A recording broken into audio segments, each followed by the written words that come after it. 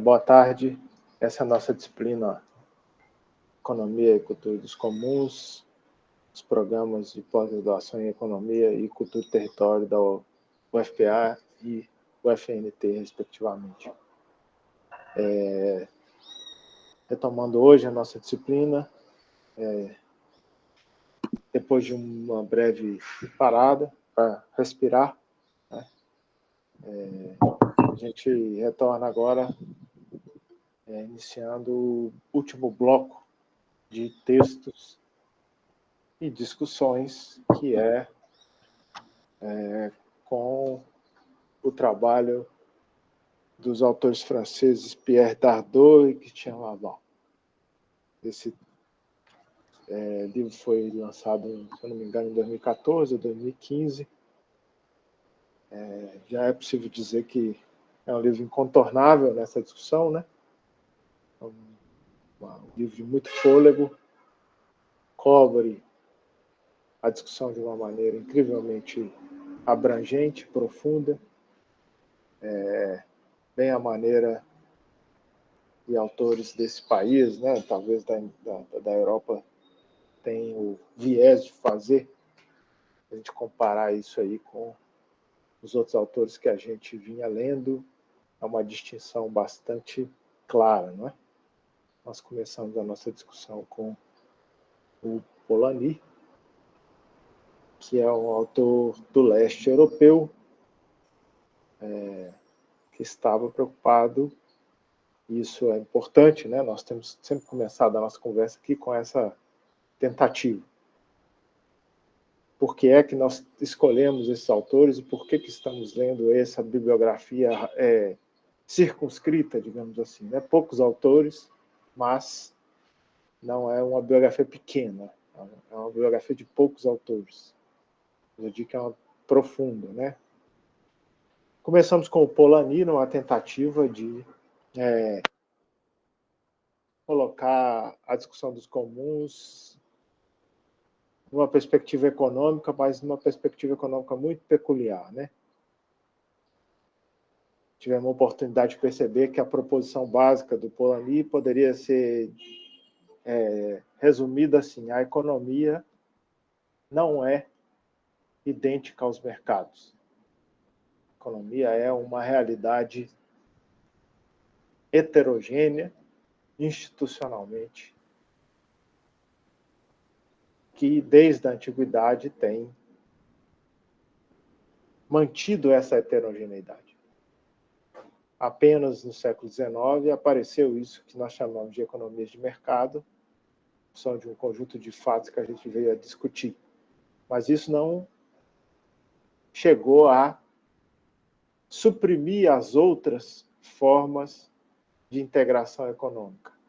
Então, no passado anterior à sociedade de mercado, que coincide com a modernidade capitalista, isso foi ainda mais intensamente verdadeiro.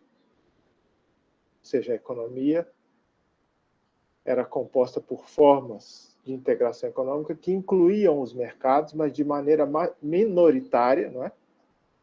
Circunscrita e específica. A partir da experiência europeia, que se difundiu pelo mundo com muita pólvora e aço, e fogo e sangue, isso veio a se tornar progressivamente realidade em outras regiões do mundo, para outros povos, para outras sociedades. Então, o Polanyi nos ajudou a perceber isso. Depois passamos para o Thompson. Thompson também começa a discussão e termina a discussão quase no livro que nós abordamos aqui, falando de como aparece uma perspectiva histórica e historiográfica o processo de, talvez, destruição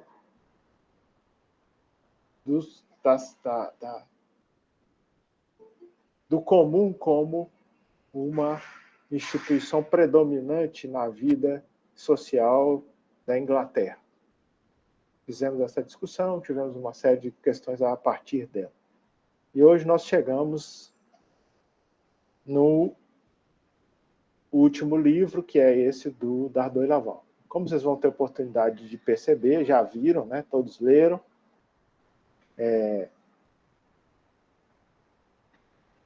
A discussão do Dardot e Laval começa antes, bem antes. Eles vão às origens do debate intelectual sobre direito, propriedade, filosofia, Estado, religião, articulando todos esses aspectos.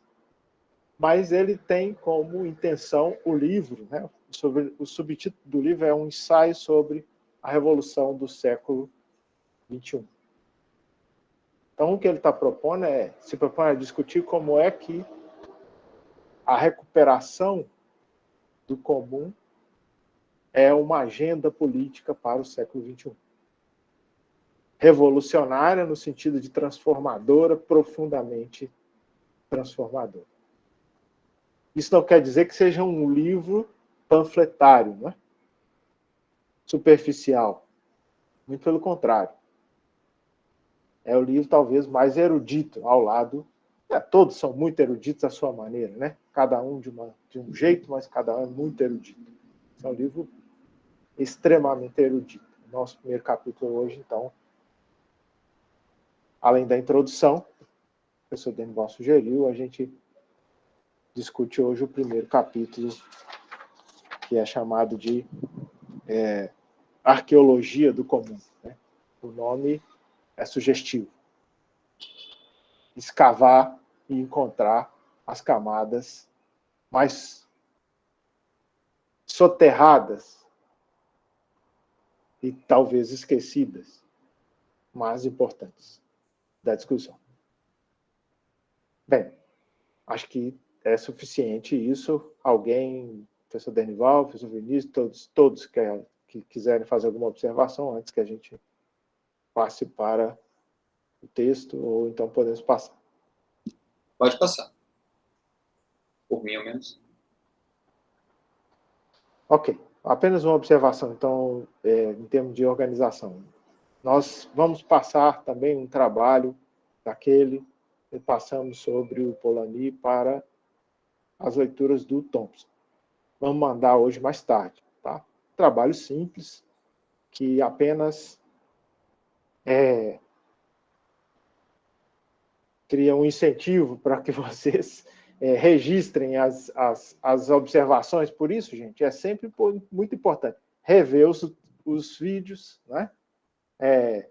Fazer anotações, fazer a sua leitura com notas. Por quê? Porque depois o seu trabalho é simplesmente organizar suas notas em torno de algum tópico que tenha sempre interesse para a sua tese ou dissertação, ou projeto, no caso de algumas pessoas. Tá bem? Então, dito isso, passamos para os nossos apresentadores, que é o Tiago e quem mais? Felipe. Bom, era Tiago, Gleice e Felipe, mas a Gleice acabou não vindo, ela justificou, disse que não conseguiria apresentar. Então ficou Tiago e Felipe. Tá, ela tá doente, alguma coisa? Não, ela tá na correria da defesa mesmo, Ela segundo está ela. atrasada 2 meses. Ok, vamos lá então, com vocês. Então, boa tarde, pessoal. Eu e o Felipe ficamos responsáveis por apresentar esse capítulo primeiro do Dardot e Laval. O Dardot, no caso, ele é especialista no pensamento de Marx e Hegel, e junto com o Laval ele coordena o grupo de estudos de Question Marx, que procura contribuir com a renovação do pensamento crítico. E o Laval, ele é francês e estuda a história da filosofia e sociologia. Juntos eles iniciam esse capítulo chamado Arqueologia do Comum. E esse capítulo, ele se organiza da seguinte forma. Ele tem cerca de 5 tópicos e ele vai falar a coatividade como fundamento da obrigação política. Esse é o primeiro. O segundo, o comum entre o estatal e o teológico. O terceiro, a reificação do comum. O quarto, o comum entre vulgar e universal. E o quinto, o comum em praxis. ele organiza esses tópicos assim dessa forma, porque ele está interessado em fazer essa discussão histórica do que seria esse tal de comum. Porque ele inicia o capítulo fazendo uma crítica à banalização do termo, né? Porque o termo comum se tornou tão comum que ele perdeu o conceito, ele perdeu a parte de significado de conceito. Então, meio que se perde. Ele fala sobre palavra de borracha, quando o outro autor aqui, só um minuto, o outro autor chamado de Auguste Blanc, ele fala sobre a democracia. Então, esse é o ponto de início do texto. Nesse sentido, que é o título do texto, né? Arqueologia do comum, que vai procurar os significados históricos e as barreiras que impedem dele construir esse conceito comum. Então, ele parte dos termos do latim. Então, ele vai pegar lá, o primeiro termo é munus. Munus é uma palavra, né, da língua indo-europeia que pertence aos registros que foram feitos pelos antropólogos. E é uma palavra que designa dádiva. E esse é o primeiro recorte.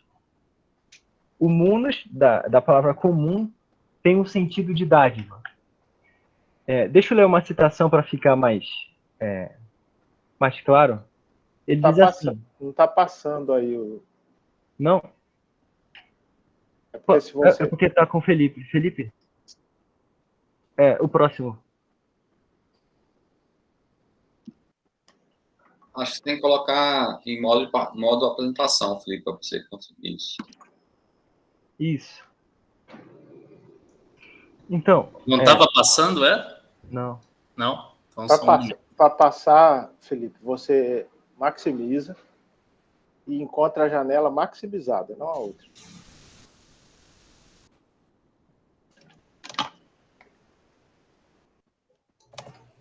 Então, ele vai falar o seguinte, essa citação eu não coloquei, está aqui nas minhas anotações. Ele fala que, pela raiz, né, pela sua raiz, ele remete a um tipo particular de prestações e contraprestações que dizem respeito a honras e vantagens ligadas a encargos. Né? Se a gente colocar até no Google Tradutor essa palavra munus, vai ver que entre os significados dela também está a função. Então, função é um significado. Então, é uma palavra que basicamente designa dois elementos. Que é o de dever, de algo que precisa ser feito, e também de dádiva. O autor já fala dois termos, dívida e dádiva. Então, desse termo latim munus, deriva também um outro termo, que é o mutuum, que está ligado à reciprocidade. Só que, assim, esse termo ele não se refere à exigência formal de reciprocidade, como é tratado pelo Marcel Mauss em estudos de trocas. Essa reciprocidade dessa palavra mutum, que deriva de munus, ela está mais ligada a um caráter coletivo e político do cargo remunerado. Então, à medida que a gente vai lendo o texto, ele vai fazendo esse jogo de palavras e mostrando os radicais das palavras, né, vindo do latim. No caso, remunerado, ele vem do original renumero, que significa oferecer em troca um presente ou recompensar. Então, o aspecto que mais ressalta aí, ele é amplo. Ou seja, ele não diz que trata principalmente de dádivas ou obrigações de parentes e amigos, mas algo que abarcasse a comunidade inteira. Então, esse daí é o segundo recorte. Então, como o professor disse, ele continua essa escavação e aí ele pega mais 3 termos, que seria o comunes, o comune, a comunia ou comúnio, que é a mesma coisa. Que eles também são formados pelas articulações de 2 palavras do latim, que é o cum C-U-M, e munus. E esses dois termos juntos, eles se relacionam com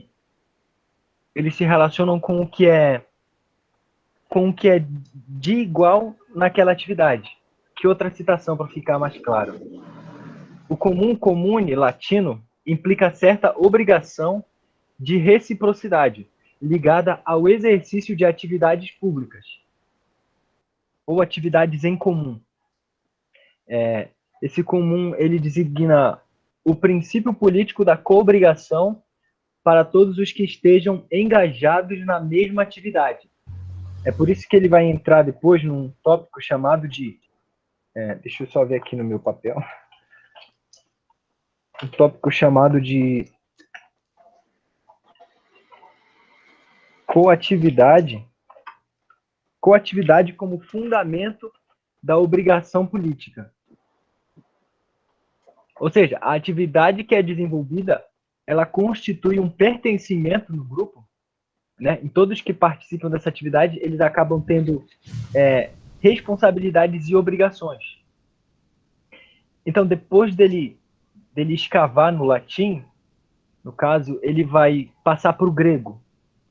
Então, para a gente não ficar indo e voltando nos radicais das palavras, as conclusões que ele tira são a partir de Aristóteles.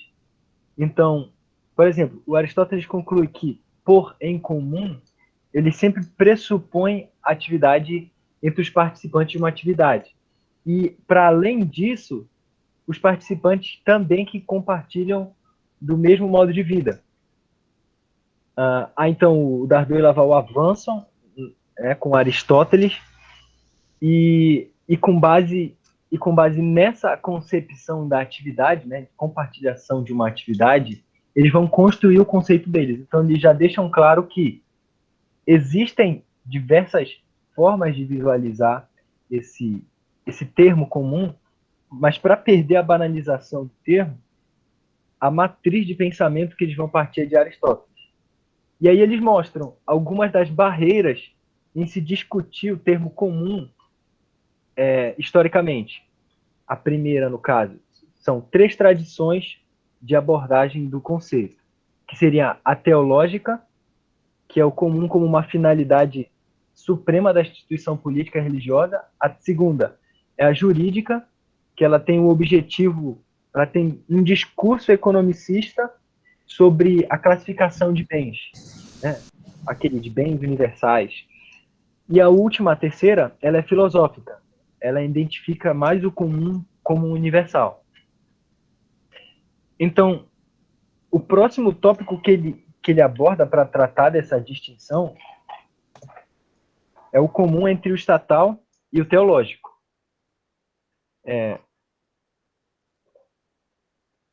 Acho que pode passar para o próximo slide. Passou? Não. Comum. Não. É o próximo. Isso. No caso, esse ponto aí, o comum entre o estatal e tecnológico. Ele vai discutir que a noção teológica da política do bem comum, ou seja, eles vão partir de vários pressupostos tidos como dados, essa visão do bem comum, desse termo bem comum. Por exemplo, eles partem do pressuposto de quem que vai definir o que seria o bem comum, quem que vai determinar o que é uma política que está de acordo com esse bem comum. No caso, segundo a visão teológica, só quem pode determinar o que é o comum, né, esse bem comum, seria os especialistas em ética, a igreja ou os sábios. Só que aí, quem então vai determinar quem são os sábios? Fica um conceito muito, muito vago. Essa expressão, no caso, bem comum, que ela vem do latim, o Dardot e Laval, eles mostram que essa discussão que eles fizeram lá atrás de munus, né, comúnia, essas palavras, elas vêm da filosofia grega, apesar de ser do latim, porque os textos que foram trazidos foram trazidos ao Ocidente por padres da Igreja, né? Por exemplo, o teólogo Agostinho. Então, é assim que essa discussão do que é justo e do que é vantajoso, elas chegaram no Ocidente, né? O justo e vantajoso a gente já pensa no bem comum, aquela discussão feita de Estado. É por isso que o nome do tópico é o comum entre o estatal e o teológico. Bom, eles falam também, né, só para finalizar, estou quase no fim, sobre as concepções de Cícero, né, que falava contra a natureza, né? Ele falava que se algo fosse, no caso, contra a natureza, ele deveria ser extirpado. A concepção do que o sábio podia confiscar bens de um homem que parasitasse a comunidade, no caso, em nome do bem comum. Só que o Cícero já não confunde esse bem comum nos termos do Estado, de utilidade pública, né? No caso, de utilidade da coisa pública, ele não confunde com a utilidade pública, porque os interesses do Estado, eles não estão sempre, quase nunca, quase sempre, em acordo com a utilidade, no caso, a utilidade do comum, que teria mais a ver com a comunidade. Então, ele não confunde porque isso, de certa forma, legitimaria algumas decisões do Estado que favorecesse, no caso, a utilidade pública e não da coisa pública. Porque esses são conceitos diferentes. Então, a partir daí ele avança, entrando na questão jurídica, já que eu acho que o Felipe vai apresentar agora. Exatamente. Isso, Felipe. De fato, obrigado, Tiago, pelas contribuições. De fato, o Dardot e Laval, eles trazem essa importante contribuição em relação ao termo do comum, justamente pelo que o Tiago falou inicialmente, a banalização do termo comum. Então, é importante para que nós, pesquisadores, estudantes em relação ao comum, entendamos o que significa esse termo e qual a significância que ele já teve em relação a toda a história, né? Ele já mostrou aqui para a gente que a antiguidade conhecia, de fato, o que era comum. Tem toda essa abordagem em relação à origem da palavra, a etimologia da palavra, tanto no latim como no grego. Mas aí ele vai passeando por todas as questões que, como o Tiago colocou, são perspectivas diferentes que é costumeiro a usar o comum e que, depois de um certo tempo, por toda uma trajetória, o comum ele foi banalizado.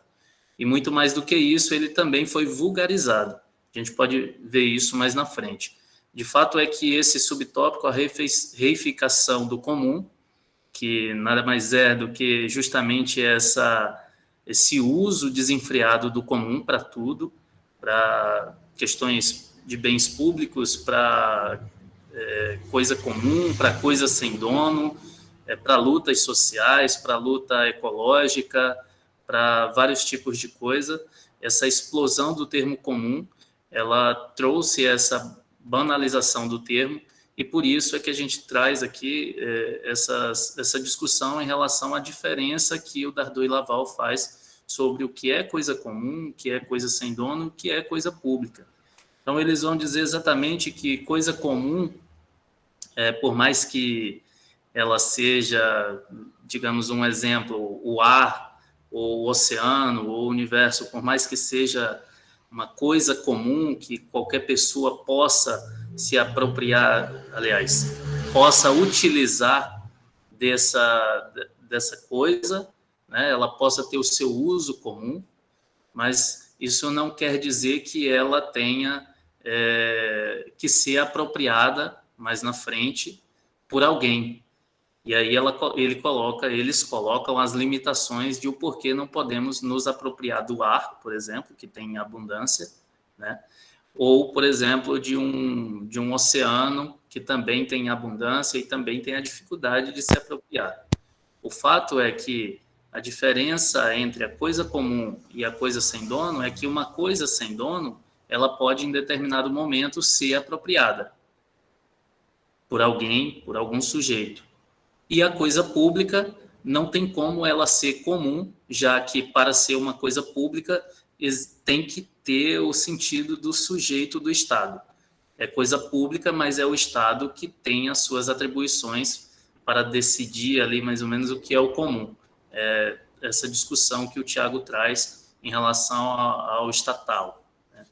E por isso que Pierre Dardot e o Christian Laval, eles acham importante fazer essa diferenciação entre o que é coisa comum, coisa sem dono e coisa pública, pois há uma confusão entre as pessoas que usam o termo do comum em diferentes sentidos para dizer que tudo é comum.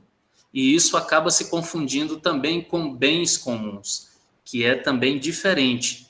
Bens comuns no sentido de que eu estou limitando alguma coisa a um bem comum ou bens comum, colocando isso num sentido econômico também, uma redução aí da essência do ser humano a uma economia, a um mercado. E aí eles fazem essa crítica e essa orientação para que a gente possa diferenciar. Mas, afinal, o que é esse comum, né? Como o Tiago já trouxe, a gente tem aí a etimologia da palavra, a junção do có e o munus, né? Essa obrigação e participação. Então, ao mesmo tempo que eu tenho obrigação de participar, de fazer junto, eu também tenho a obrigação de, aliás, a dádiva, a participação da atividade. Então, partindo disso, uma coisa ela é comum, para ela ser comum, não necessariamente ela tem isso em sua essência, não necessariamente ela tem isso como pré-definido. E é por isso que eles colocam também para tomarmos cuidado em relação ao perigo do naturalismo.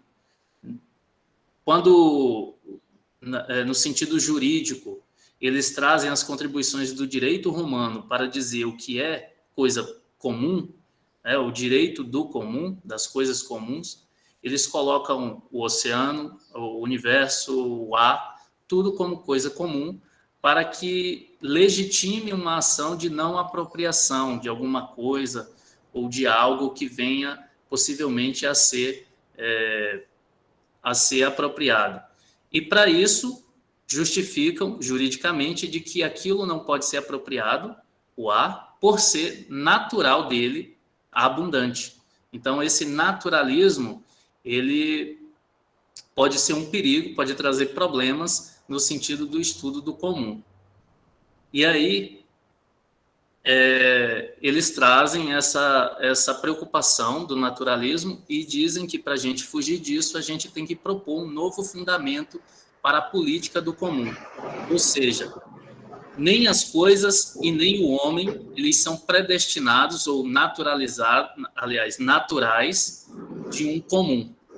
Eles são, na verdade, a partir de sua prática, uma criação de um sujeito coletivo que passa a ser a atividade do comum.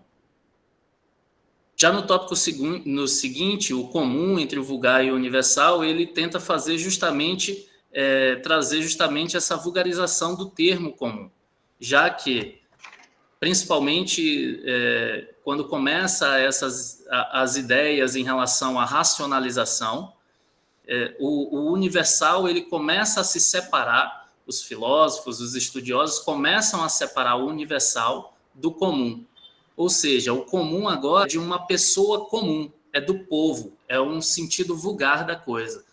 O que não é comum, o que é racional, é um sentido estrito de uma parcela de pensadores que pensam o mundo a partir de determinadas lógicas. E aí o comum ele vai ser vulgarizado ao torno da história. E o Dardot e o Laval, eles dizem que isso também é problemático, porque se nós formos eles fazem uma discussão em relação ao gênero, em relação o comum, ele só pode ser do homem ou do animal ou da floresta. Essa separação eles não veem com bons olhos, porque se a gente foca no essencialismo do ser humano, do animal ou das florestas, a gente vai começar a separar e o comum vai perder muito. A discussão que nós vamos sempre negativar o comum, já que já começou essa separação entre o universal e o vulgar, e aí a gente continuando fazendo essa separação, nós estaríamos aí, de toda forma, às vezes sem saber, contribuindo para o essencialismo que já foi bastante difundido, principalmente a partir do iluminismo, nesse sentido de vulgarizar o termo comum. Então, o comum, por mais que a gente entenda hoje, por exemplo, o senso comum como algo ruim, a gente tem que combater esse tipo de pensamento. E aí, o comum eles trazem também como uma coatividade, né? Lembrando dali da etimologia da palavra, o co, a obrigação e a atividade, ou seja, chamando já para a prática, que é o subtópico seguinte, o comum e a praxis.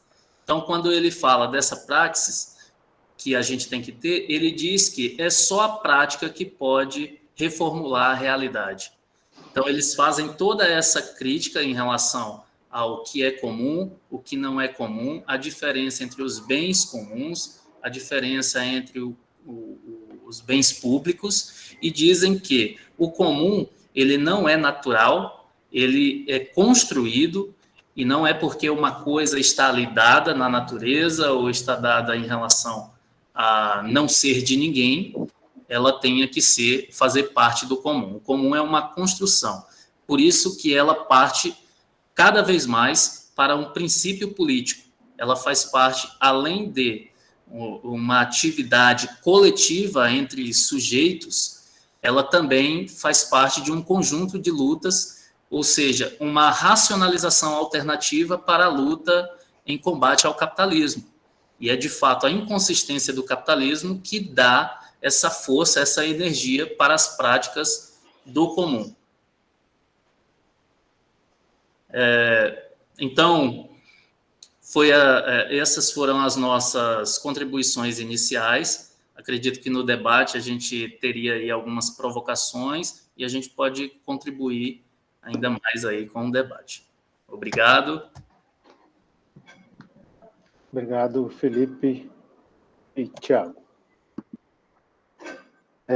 Então, abrimos aí a participação do conjunto. Professor Dernival. Muito bem. Eu fichei o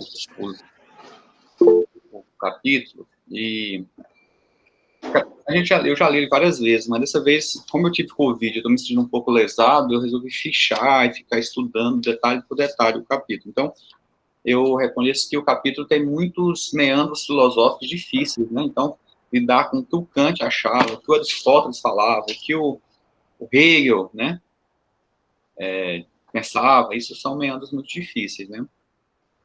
Mas o objetivo do livro é definir um conceito do comum, de comum, né? Então, eu acho que é importante a gente não perder isso de vista. O livro está discutindo isso tudo, mas porque ele tem um objetivo claro, que é discutir, ele quer definir, né, criar um conceito do comum. E aí, ele já adianta isso aqui, né, nesse primeiro capítulo, adianta isso na introdução, com o objetivo, e estabelece uma definição partindo dessa ideia de um plural dos comuns, né, dos bens comuns, para um comum. Né? Então, eu queria, para contribuir com o Felipe e com o Tiago, eu queria que eles respondessem o que é o comum para os autores. Sim, e assim, eu não quero que vocês discutam, eu quero que vocês definam, tipo, o comum para o Dardot e Laval é pá, pá, pá e pá. né? Porque acho que talvez seja um bom exercício, assim, para apertar mesmo vocês, para vocês mostrarem toda a capacidade de definição conceitual que vocês têm. Então, assim, pensem nisso. O que é o comum é o objetivo do livro. Definir o que é o comum, partindo dos comuns para uma definição substantiva, conceitual do comum. O que é o comum para os autores, né? Depois eles livrarem toda essa galhada filosófica, jurídica, o que é o comum? Podem responder, se quiser. Eu acho que eu posso começar, Felipe. Encarar essa. Bom, eu acho melhor falar um pouco primeiro o que não é o comum. No caso, eles deixam bem claro que o comum não é algo abstrato. O comum é mais concreto que abstrato. Agora sim, eu acredito que o que eles tentam mostrar que é o comum, por meio de toda essa discussão, é algo que de fato une grupos. O comum pode ser uma atividade, né, de trabalho, no caso eles dão esse exemplo, mas o comum ele também está no modo de vida. O comum está na forma de relação social, pelo que eu entendi. Essa é a maior síntese que eu consigo fazer. Felipe, você quer contribuir? Bom, eu acredito que o comum para os autores é, na verdade, um conceito que eles estão ainda nessa busca para defini-lo de fato, mas o que é importante é dizer que ele é uma ruptura do pensamento político atual, dessa racionalidade, e por isso que justamente o comum, como um princípio político, ele vem contribuir com ideias, com pensamentos alternativos, criatividade política, sei lá, para que a gente tenha outras saídas em relação à questão do que a gente vive hoje. É tudo que busca, de fato, aí salvar os bens que a gente tem, digamos assim, floresta, água, enfim, mais ou menos nesse sentido. Tá, antes de passar para os colegas, eu vou ler um parágrafo na página 52 desse livro aqui, ó. É um pouco longo, mas eu vou ler porque eu acho que esse parágrafo é meio que a síntese do capítulo, assim, apesar dele... Então, a única maneira de escapar do naturalismo, de pensar que existe bens comuns, que a água, que o comum, enquanto o princípio está na água, está no ar, né, o naturalismo, ou do essencialismo, que são as definições que os filósofos colocam, né, de uma essência humana comum. Então, o comum seria aquilo que nos une enquanto humanidade, a nossa experiência comum, ou uma essência filosófica. A única maneira de escapar do naturalismo e do essencialismo é estabelecer, em princípio, que não é em razão do seu caráter comum que certas coisas são, ou melhor, devam ser comuns, assim como não é em razão de sua identidade de essência ou pertencimento a um gênero que os homens têm alguma coisa em comum, e não simplesmente alguma coisa de comum. O comum, no sentido que o entendemos aqui, não se confunde com uma propriedade compartilhada por todos os homens, razão, vontade, perfectibilidade, como no caso do Kant, né, o juízo estético. Não é tampouco a humanidade como coletivo, o que Kant chama de conjunto da espécie humana.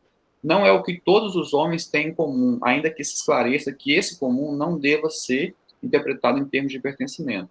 O indivíduo humano não pertence à humanidade como pertence a uma família, tribo, caste, estado-nação.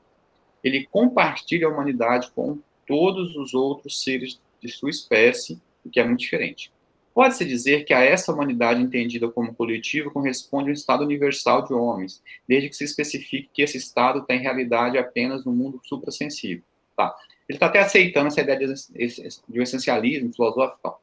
Mas acho que aqui que é uma coisa importante. Em última análise, né, o comum não é nem a humanidade como essência moral ou dignidade, nem a humanidade como espécie, nem a humanidade como aptidão para simpatizar com os outros homens. Não deixa de ter relação com a faculdade de pensar, colocando-se no lugar do outro, da qual falamos anteriormente.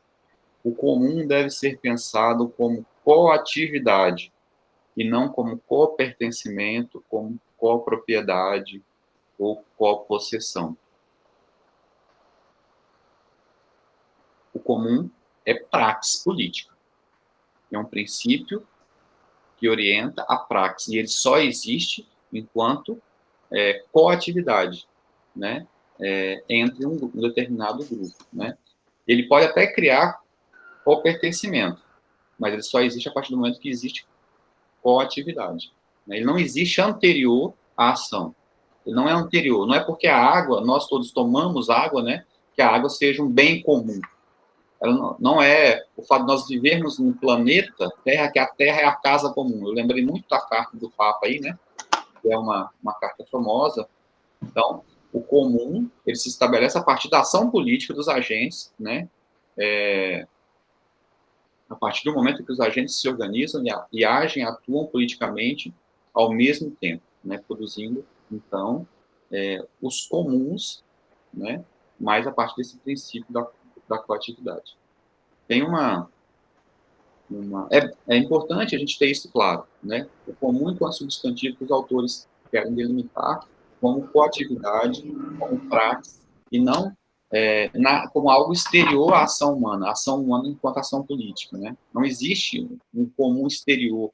Então, por mais que os movimentos sociais, enfim, os diversos movimentos, né, preguem os bens comuns, isso seja politicamente endereçado, interessante até, dependendo da operação que se fizer, né, conceitualmente, o comum não existe exterior ao homem, né? Ele é fruto de uma ação política. Ele é constituído na atividade, na ação política de um determinado grupo. Bem, Harley, você quer... Tem uma fila aqui, ó. Eduardo, Vinícius, Cristiane e Harley. Já que o Harley levantou a mão, eu vou passando a palavra aqui. Vai lá, Eduardo. Então, pessoal, boa tarde novamente. Queria parabenizar aí o Tiago e o Felipe, né, pela excelente exposição. Acho que foi muito relevante os pontos que eles trouxeram, né. Eu acho que o Tiago, ele foi muito feliz, né, quando ele falou que uma das formas de você explicar o que é o comum é exatamente você ir pelo caminho do que não é, né. E eu acho que o Dardot e Laval, ele faz isso de forma brilhante quando ele vai, por exemplo, tem até uma frasezinha que ele fala lá no texto, uma frasezinha de efeito, que ele diz que é interesse nosso a gente virar as costas para o comunismo de Estado, né? E um pouco mais à frente ele vai discutir, e ele traz um exemplo que eu também achei interessante, que ele vai dizer, uma coisa é a opinião pública, outra coisa é a opinião do Estado, né? Então eu acho que um ponto interessante é a gente perceber que o Estado não representa o comum, né? Então, não sei se é uma compreensão equivocada e eu não tenho receio nenhum em fazê-lo, porque eu acho que aqui é o momento que a gente pode estar esclarecendo esses pontos, mas eu acho que ele traz de forma muito clara, né? O Estado, ele passa a ser uma instituição que vai representar interesses de uma classe dominante, e que ela vai se distanciar, na verdade, o Estado vai se distanciar exatamente dessa discussão do que é o comum, né? Tem um outro ponto que eu também acho interessante, que é lá na introdução, que é quando ele vai falar mais ou menos do propósito do livro, né? Que é tentar compreender o sentido das lutas contemporâneas, né? Eu acho que aí foi outro ponto, não sei se foi o Felipe que falou, se foi o Tiago que falou, que o comum é uma coisa muito concreta, né? Não é uma coisa abstrata. Então ele vai pegar a partir das lutas contemporâneas e entender qual o sentido dessas lutas, e é a partir da compreensão desse sentido que ele vai trazer essa discussão do comum, né? Como foi colocado, como esse significado político, né? Essa praxis, né? Que foi colocada aí pelo professor Denival, né?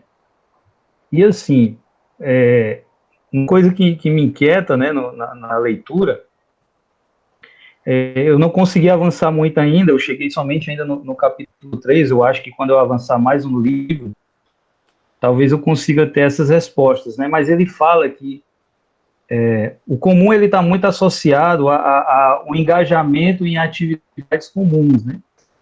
E a gente vê, ele usa como pano de fundo o neoliberalismo. Então, o neoliberalismo é essa instituição que ela tenta impor uma lógica individualista a toda a sociedade, né?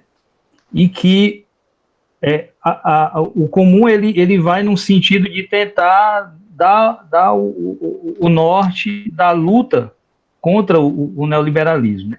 Só que aí o que eu observo? Quando a gente retoma essa questão do engajamento em atividades comuns, né? Tentando fazer uma tradução, né? A gente vê uma diversidade de pautas, né? A gente vê uma diversidade de questão ambiental que é afetada pelo neoliberalismo, a questão mesmo da precarização do trabalho. Então, a gente tem várias pautas que a gente poderia estar entendendo como várias atividades ou vários nortes de engajamento, e eu acho que o grande desafio é tentar compreender como é que essas pautas, como é que essas atividades que são comuns, específicos, né, de determinados grupos, como é que elas vão se imbricar, como é que elas vão se conectar, né, nesse sentido do comum universal, né, que aí caminha um pouco para esse comum como praxis, né. Eu não sei se é um questionamento muito cedo ainda para a gente fazer, considerando que a gente ainda está no primeiro capítulo, né, mas eu acho que é uma coisa que tem me inquietado, principalmente nessas primeiras leituras. Então, Vinícius, depois Cristiano, o Harley baixou a mão? Vai, pessoal. Não, estou aqui. Vinícius, manda pronto. Bom, quando a gente, pensando nessa citação, né, Daniel, eu estou com um problema aqui, que é o seguinte, seu livro é impresso, o meu é o e-book, né, aí eu estou na página, você está na 52, eu estou na 58 aqui. Mas são versões distintas, mas é a mesma coisa. Não, eu achei. É só o número da página que é diferente. Então, assim, quando a gente pensa que o comum é o de coatividade, né? Acho que foi o Tiago que chamou a atenção, né? Que ele chamou no início ali, deixa eu até dar uma olhada aqui. Não, acho que foi o Felipe, né? Que ele fala de comuns, postos em comum, né? De co-obrigação. Foi o Tiago mesmo. Falou de co-obrigação, de coatividade, né? Que é baseado em Aristóteles. Fomos nós aí, dois. foi os dois, né? Beleza. E depois o Danival chama a atenção nessa citação, né? A gente percebe muito essa demanda de um trabalho comum, né? De trabalho conjunto, de ações em conjunto, de pautas coletivas, né? E aí eu ouvindo Eduardo aqui, foi Eduardo, né, que chamou atenção, falando sobre as pautas, né? Das pautas ambientais. Mas a gente também tem que pensar, assim, eu fico pensando, na verdade, né? Assim, de qual ponto de vista estamos falando, né? Porque a pauta ambiental, ela também é uma pauta neoliberal, né? Se a gente pensar, por exemplo, o que é a usina hidrelétrica, né? É uma usina tida como limpa do ponto de vista ambiental, né? Os parques eólicos, né? Que vão lá e retiram as pessoas do lugar, assim como as usinas hidrelétricas, para poder instalar as hélices, ventoinhas. Então, elas também são pautas neoliberais. Né? O mercado de carbono, pauta neoliberal. Então, todas essas pautas são. Agora, existe uma revisão, né, por parte de vários grupos sobre o que seria essas pautas do ponto de vista desses grupos não majoritários ou grupos minoritários do ponto de vista, né? E aí a gente começa a correlacionar algumas questões, por exemplo, existe o comum para o grupo de mulheres negras, de quilombolas, de comunidades tradicionais, que não necessariamente talvez seja de mulheres brancas da cidade, por exemplo.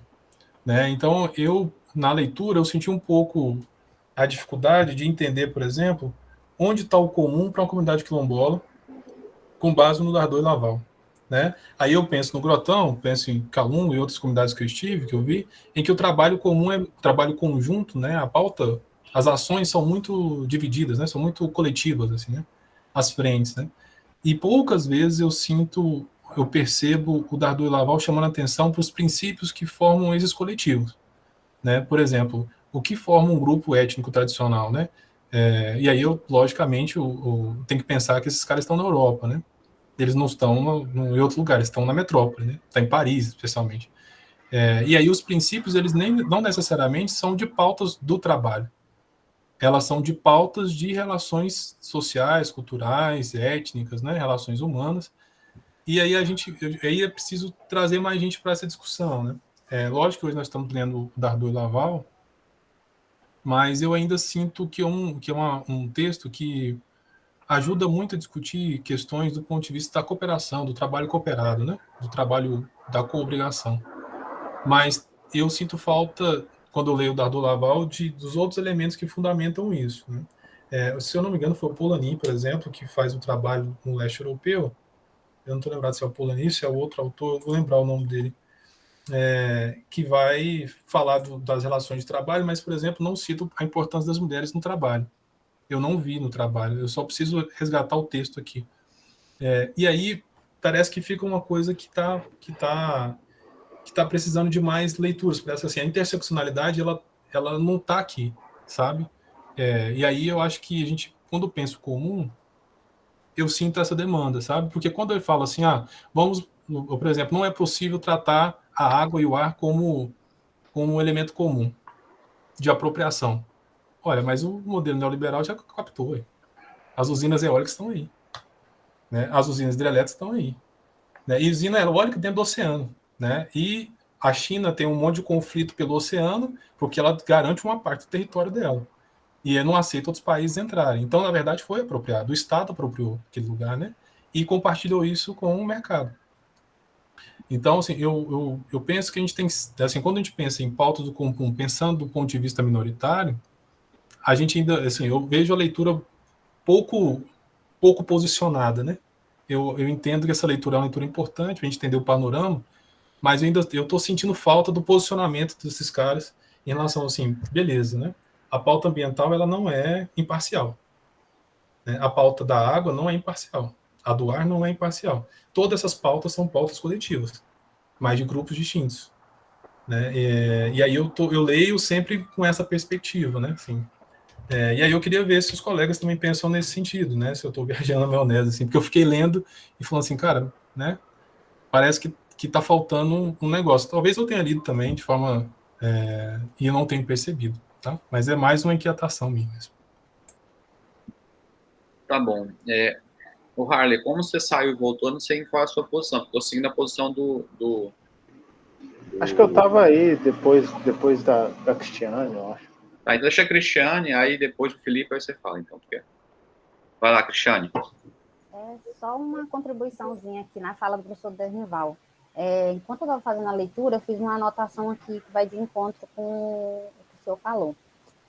Os autores afirmam que o comum não só articula as lutas práticas contra o capitalismo e os estudos sobre o governo coletivo de recursos, como aponta novas formas democráticas. O comum está nas atividades dos seres humanos, porque só a prática pode decidir o que é o comum.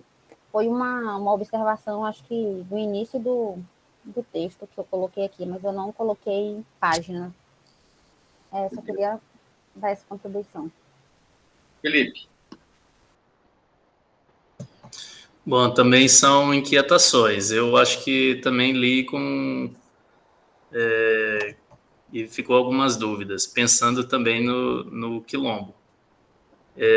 Concordo com o Vinícius em relação a esse pouco posicionamento, mas aí fiquei pensando o seguinte, em quase todo momento do texto, eu vejo que os autores eles colocam muito essa questão da luta contra o capitalismo, mas uma racionalização consciente. Então, o rompimento dessa política atual, o rompimento dessa consciência coletiva que temos hoje voltada ao capitalismo, não sei o quê. E aí eu fiquei pensando não só no quilombo, mas nos grupos camponeses, quando eles praticam essa coatividade, essa obrigação e participação que a gente trouxe aí, contribuição dos autores, mas que eles não preveem um rompimento com o capitalismo. E nem tem essa consciência que eles colocam em relação a eu estou fazendo isso aqui para lutar contra o governo, eu estou fazendo isso aqui para acabar com o capitalismo e promover o comunismo ou o socialismo, sei lá. Então, assim, não tem essa discussão lá. Então, eu fiquei muito provocado em relação a isso, eu fiquei até, assim, Depois eu vou fuxicar com o Denival, ver o que eu estou fazendo aqui no meu trabalho, que eu tava comum para todo lado, eu estava reificando ele total. Então foi essa minha dúvida aí. Beleza. Sou Harley. Esse texto é um texto de muitas camadas, né? Pode ler ele muitas vezes. Eu queria chamar a atenção para uma maneira, talvez, que os autores fazem, mas não trazem isso para o primeiro plano, né? Se vocês notarem, ele começa com a experiência grega e com a experiência romana na cidade. A experiência de viver em comum, mas não apenas isso, né? De se responsabilizar mutuamente e se engajar na construção de alguma coisa que tenha uma dimensão humanizadora, não por essência, mas por prática. Então, a própria, a partir de outros autores, né, que não estão aqui agora, mas a própria reflexão filosófica é uma espécie de resultado da vida coletiva. Então, na experiência grega, que não é a única, mas é a que nós sempre tomamos como ponto de partida, porque a gente tem aí um legado eurocêntrico, mas que não é inútil, né? A filosofia é uma reflexão sobre viver na cidade. A filosofia grega. Os romanos herdam isso, mas eles herdam isso de uma maneira bastante curiosa, porque os gregos... Aí eu vou falar uma coisa aqui que é difícil de sustentar sem um curso inteiro, mas é como se os gregos não tivessem um Estado, não é? Chama-se a cidade grega de cidade-estado, mas não, até certo ponto não existiu na experiência grega clássica, até a invasão do Alexandre, dos seus exércitos, um Estado separado. Isso já não é nem de longe o que acontece com os romanos. A experiência dos romanos é a experiência do Estado, né? E aí, se vocês notarem, frequentemente a própria lei, né? A ideia da lei, do direito, os gregos não têm um direito, assim como os romanos vão ter. Não que nós conheçamos. Do jeito que os romanos codificam, repetem, escrevem, reescrevem. Aí, se a gente quiser, mas por quê? Por que eu estou falando isso? Estou falando isso por um motivo simples. O tamanho da experiência, a complexidade dela e a emergência de um ente, o Estado. Um ente de direito, né? Um ente que assume, controla, diz que sim, diz que não, mata, faz guerra. Ah, mas os gregos faziam guerra. Mas isso, a dimensão, a escala disso é bastante distinta. Os gregos, curiosamente, recusaram a unidade de um Estado grego. Bem, por que eu estou falando isso? Porque, a certa altura do texto, ele faz 3 distinções, né? Ele fala que é como se ele estivesse discutindo os descaminhos da experiência de ser, de estar numa co-construção de algo socialmente comum. Um primeiro descaminho é o descaminho do Estado e da religião. Esse descaminho vai dar numa estatização ou numa teologização do comum. O comum vira a vontade de Deus, o céu, e se afasta da prática. Ou o comum vira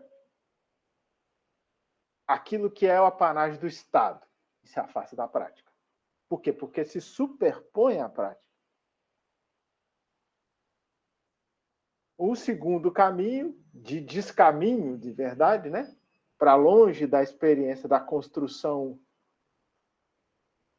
prática do comum, é o caminho econômico e jurídico. Aí tem a ver com isso que o Vinícius falou, né? Aí, de passagem, assim, bem, é claro que a gente sabe que essa bibliografia ela é introdutória, né? Ela é uma bibliografia, como o Vinícius falou, aí nós concordamos, eu acho, o Denival pode falar. Ela é uma bibliografia que abre o caminho para quem precisa de referências amplas para discutir o problema comum. Mas ela não é exaustiva. Então, nesse ponto, que ele vai dizer o seguinte: o segundo descaminho é o descaminho da transformação, da coisificação do comum. O comum viram os bens. E aí, Vinícius, eu diria que o livro está de acordo com a sua crítica, né?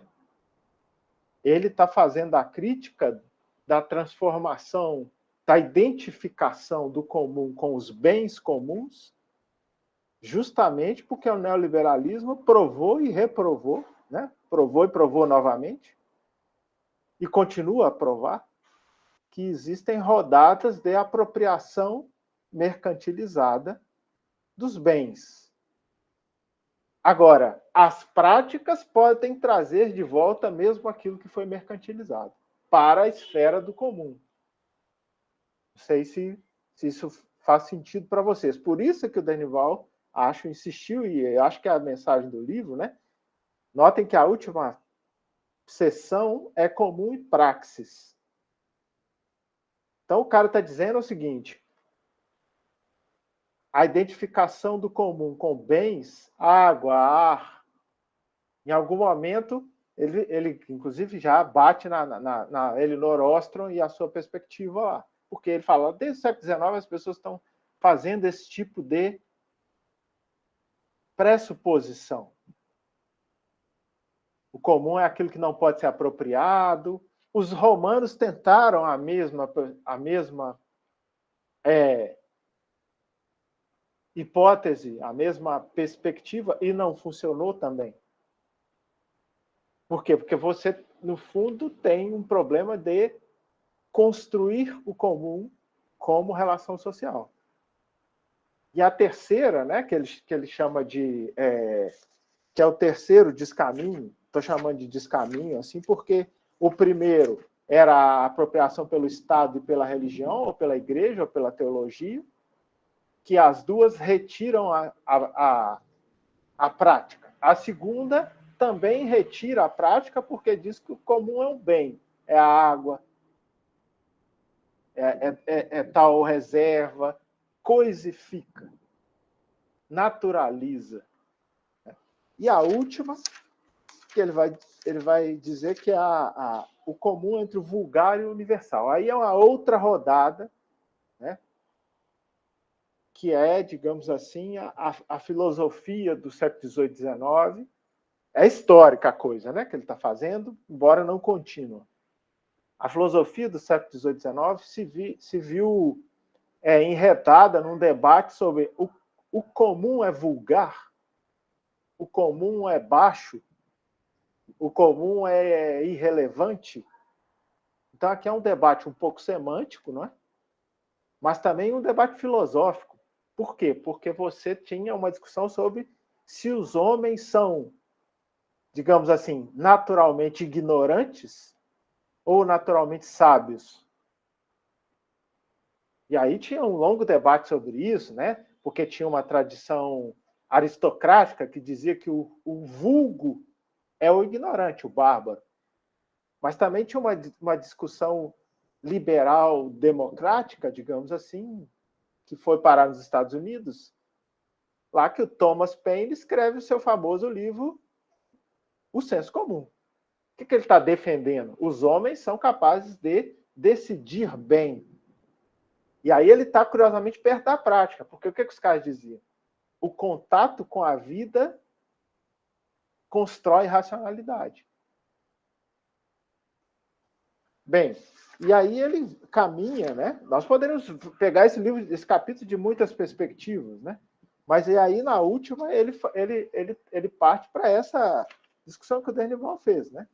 O comum não é um princípio moral abstrato, nem um tipo de homem, não tem uma essência. Os homens são naturalmente dados à vida coletiva, né? Os homens vão encontrar algo que os unirá no mundo natural. Não tem nada disso, segundo os caras. A coisa é qual? Os homens que agem, eu estou lendo na página 54, os homens que agem para construir o comum não se deixam enquadrar num tipo psicológico identificável, nem numa categoria de contornos definidos. No fundo, são as práticas que podem levar à corresponsabilidade, à co-construção, né? E aí não tem jeito de apelar para um pertencimento à humanidade. Aí os filósofos europeus não vão tocar nesse assunto, mas eles construíram a escravidão moderna, nada mais distante, o racismo, né? Nada mais distante do que o reconhecimento da unidade da humanidade do que o racismo e o escravismo capitalista. A coisificação radical do ser humano, né? Bem, então eu estou chamando a atenção para essa partição do capítulo, né? Para dizer que é uma maneira de olhar para isso. Olha, o comum não é atribuível ao Estado, também não é passivo de sanção pela religião e pela teologia. O comum não se encontra nos bens, nas reservas, naquilo que o homem compartilha no mundo. Não é assim. E, finalmente, o comum não é um atributo natural ou uma ausência natural. O comum é a construção histórica. Aí, a última coisa que eu queria falar, porque aí você pode perguntar, mas e aí, construção histórica de quê? Aí a gente reencontra os bens como construção. O grotão é uma construção, uma luta, não é? Sei lá, o terreiro é uma construção. Eu luto para o terreiro continuar a existir. A escola de samba. Pensa no território do grotão, como comum. Aí é o reencontro, né? Da prática com o bem. Mas o bem, por si, nem o Estado por si, nem a religião pode ser um comum? Pode. Ela como construção, né? Porque ela existe parando acima dos homens, etc. Né? Essa é uma maneira que eu acho que é razoável de compreender. O Harley, como é que é o nome do autor? Do autor sobre os camponeses? Acho que é dele que ele estava falando. Eu não tenho mais memória para essas coisas, não. Qual? Não, o Shayanov que eu estava falando. Eu falei Poelani, mas não era Poelani, é o Shayanov. Ah, sim, o Shayanov. Aí do ponto de vista de ver a raça e o gênero, esse povo tá perdido. E olha que ele foi mandado pro Gulag, né? Então, acho que, sei lá, ele foi morto pelo Stalin, né? Um negócio assim, tipo. Então, vê que esse cara era um cara que a gente pode achar ele, né? Ele não estava ali chegando, mas ele já tinha andado muito, porque se o Stalin queria matar ele, é porque ele já estava bem... o romance, os contos dele são maravilhosos, né? As mulheres estão lá, etc. Mas não é anunciado sobre a posição feminina, etc. Inclusive, eu acho muito bom, porque... Mas é uma outra coisa. Depois leiam lá os contos. Eu até achar o livro aqui para lembrar o nome do Shayanov, mas não lembrava. Muito interessante. Eu tenho PDF de 2 textos dele aqui. Depois a gente pode... A viagem do meu irmão Alexei ao país... Da utopia. Bem, tem mais gente inscrito aqui. Acho que o Harley já... tem o Felipe, tem o Feijão. E é isso, Feijão. Felipe, de novo. Acho que o Harley, eu queria falar sobre as coisas de conectar o conceito com o Grotão, mas aí o Harley já fez, então, Felipe. Mas eu também, depois eu tinha marcado, eu acho que eu desmarquei minha mão aí, não sei o que houve, mas eu queria falar também. Mas Tá, pode então, falar, pessoal, aí. depois do Feijão. Tá, então, assim, em relação à questão do texto em si, também muito bom, mas eu quero destacar uma parte em que os autores eles vão colocar o seguinte, que eles não faremos do comum, portanto, o equivalente de um princípio abstrato de solidariedade. E depois, mais na frente, isso na página 49, 50 do meu PDF, não sei de vocês aí. Depois, na página 50, eles dizem: negamos-nos a excluir o social e o econômico da instituição do comum, como gosta de fazer certa filosofia política republicana ou democrática. Então, eu trago essas duas afirmações que eles fizeram para, pensando aqui, por exemplo, a gente já falou dessa metodologia da prática, né, em relação ao comum, mas que entendo, então, que partindo dessa situação de que não é uma solidariedade, a gente já está abandonando um pouco aí essa questão da ideia do, sei lá, do comunismo, digamos assim. Então, não quer dizer que a propriedade privada vá deixar de existir ou que ela não tem uma participação na sociedade, mas que eu acho que a atribuição do uso, ou sei lá, da atividade em si, ela seja sobreposta à propriedade. Essa é uma dúvida que eu tenho, tá? Eu trago essas duas afirmações para tentar construir aqui um pensamento em relação a isso. Eu quero saber aí dos que já leram mais de uma vez se é de fato isso. Ou estou errado, a propriedade privada sai fora, alguma coisa assim. Que aí quando ele fala que não tira o econômico e nem o social, então entendo que é trabalhando com essa perspectiva, no sentido de que eu não quero virar a chave, mas é partindo de outras ideias. Feijão. Aí depois a gente... Uma observação sobre isso, assim, não vou me estender, não. Tem um longo debate aí, Felipe. Bem, a experiência soviética foi grande parte protagonizada pelo Estado, né? Então a crítica do Estado já um pouco coloca o que você está fazendo. Segunda coisa, é muito difícil dar uma resposta conclusiva para isso, né? A convivência, a propriedade privada precisa ser suprimida para ter uma sociedade baseada no comum, ou nós precisamos de uma heterogeneidade como norma? Eu diria que essa segunda opção é mais promissora. É só isso que eu queria falar. Feijão e Vinícius. Já para pegar o gancho do Felipe, lá a gente está com um probleminha da paginação, né, dos arquivos. O meu também não tinha número na página, então eu uso do PDF, né? Lá no final do texto, Felipe, ele vai trazer o Thompson de volta para a conversa, né? E o Thompson mostra muito bem esse processo, né? Como o que era comum se tornou privado. A gente viu isso, né? Mas o que mais legal do Thompson é que justamente ele aponta essa prática, né? Como era prática, né?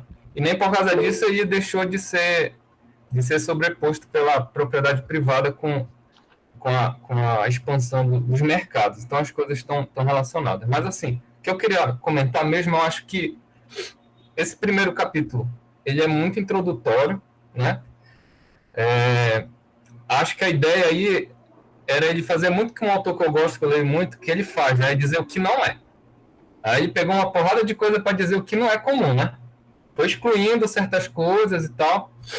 No final ele volta e diz o que não é, e diz o que é, mas de forma muito, muito geral ainda. Eu acho que isso vai ser desenvolvido mais lá para frente.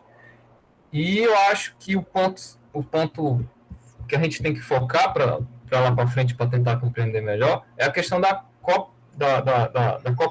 coatividade, né? Acho que ela é o ponto central para a gente entender o que é o comum. E isso envolve o cotidiano, isso envolve uma série de questões de como isso está transformando, como isso vai evoluindo ao longo da história, como o Arley falou, né? Agora, sim, estão coisas bem delimitadas, né? O comum não é um bem. Isso daí ele fala no final, né? Acho que isso é uma coisa que a gente tem que guardar. Eu acho que a questão do patrimônio também são coisas assim que a gente, às vezes, confunde, né? E, por fim, aqui no finalzinho, já na página do meu PDF, né? Na página 49, né? Primeiro ele faz uma diferenciação lá no início, né? De comuna, comuns e comum. E aqui no final ele vai falar só sobre o comum. Ele fala assim, ó, o comum é o princípio político a partir da qual devemos construir comuns e ao qual devemos nos reportar para preservá-los, ampliá-los e lhes dar vida. É por isso mesmo o princípio político que define um novo regime de lutas em escala mundial. Então, e aí depois ele vai citar o Thompson, né? Porque se vocês forem ver, o Thompson é muito isso, né? Havia um comum, que era o direito, né? E as massas foram à luta para reivindicar esse direito que estava sendo suprimido, né? Então é nesse sentido que ele acha que ele fala, Felipe, quando ele diz que o econômico e o político não estão dissociados do comum, porque o direito comum nada mais era do que isso, né? Ele estava regulando informalmente, né, uma série de atividades produtivas, né? A gente viu lá no Thompson várias, né? E isso teve um desdobramento político. Por quê? Porque as pessoas se sentiram lesadas quando se mudou esse regime do direito comum para o direito formal, né? Então, as duas coisas realmente não podem ser dissociadas e tudo envolve a coatividade, o cotidiano. Então, se ele abrir o que é essa coatividade lá para frente, se ele abrir para a gente mostrar como que isso desemboca no comum, aí vai ser uma coisa bem, bem interessante e vai, eu acho que solucionar várias das nossas perguntas que nesse primeiro capítulo, né, são convenientes, mas eu acho que ele tem que tentar responder isso mais lá para frente. Eu acho que ainda tem muito livro pela frente. O Eduardo acho que disse que leu alguns capítulos, o segundo e o terceiro, né? Talvez mais lá para frente ele trate disso. É pelo menos o que eu vou ficar esperando, né?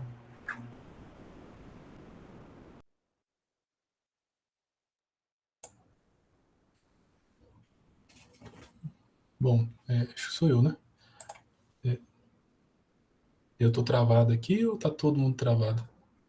Não, estava te ouvindo. Ah, não, beleza. Não, eu acho que o Feijão chama Feijão, né? Seu nome, né, Luiz? Seu nome social. Nome e sobrenome. Nome e sobrenome, beleza. Quando eu chego aqui, eu tenho olhado, eu estava olhando essa citação do Thompson, né? É difícil, assim, você fala numa página e eu estava em outra, eu estava na página 60.